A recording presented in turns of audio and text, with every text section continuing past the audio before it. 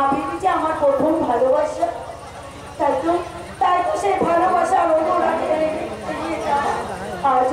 আজও আমি তাকিয়ে তাই আজও আবিরটা আমি আমার সন্তানের মতো। কি বললেন?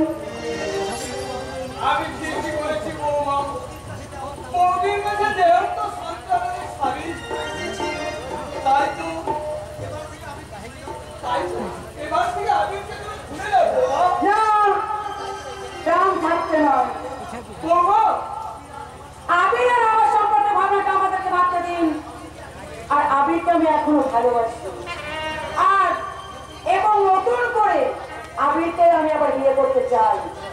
তাই আপনার বড় ছেলেটা শাখা সিঁদুর আমি সব খুলে ফেলে দিয়েছি। কি বললে বৌমা?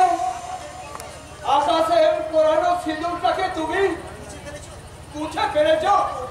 না না বৌমা, না, এটা তুমি ঠিক করোনি। ওকে ওকে যে আমার আকাশের অকল্যাণ হবে বৌমা। কিসের অকল্যাণ? জানেন তার শীতের সিঁদুর রেখে আমার কল্যাণ অকল্যাণে কি আছে শুনি? কি বললে বৌমা? তুমি তুমি আর অপরাধ করো না বৌমা। যেখানেই থাক, যেভাবেই থাক, আমার আকাশ তো বেঁচে আছে বৌমা। আকাশের দেওয়া শাখা সিঁদুরের অবহেলা করলে তার যে ভীষণ ক্ষতি হয়ে যাবে বৌমা, ভীষণ ক্ষতি হয়ে যাবে। সে মরলো কি বাঁচলো তাতে আমার কোনো আসে যায় না। তাই আমি আপনাকে বলছি শুনুন, যেমন করে হোক আবিরকে আপনি রাজি করে নেবেন, কারণ আমাদের বিয়ের ব্যবস্থাটা আপনি করবেন। আর এই মাসেই আমি আবিরের সঙ্গে বিয়েটা করতে চাই।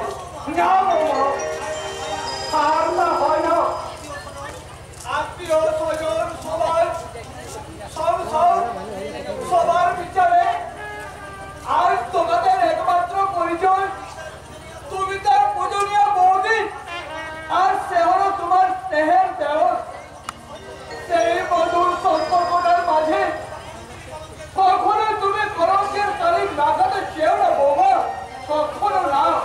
কি বলেন? আমি তোমার কাছে হাত জোড় করে অনুরোধ করছি বৌমা, আকাশের দেওয়া শাখা সিঁদুরের অমর্যাদা তুমি বলো না। স্বামীর দেওয়া সিঁদুরে হলো স্বামী স্ত্রীর জন্মান্তরের বন্ধন। সেই বন্ধনকে কখনো কোনোদিন কেউ কলঙ্কিত করতে পারে না বৌমা, কখনো না, কখনো না। তাই বলছি, নতুন করে এই শাখা সিঁদুরটা না, যে সিঁদুর আমি একবার আমার সিঁদুর থেকে আমি মুছে ফেলে দিয়েছি, সেই সিঁদুরটা আমি কখনো কিছুতেই করতে পারবো না। আর সিঁদুর যদি করতে হয় সেটা হবে আবিরের দেওয়া ভালোবাসার সিঁদুর। না বৌমা, না।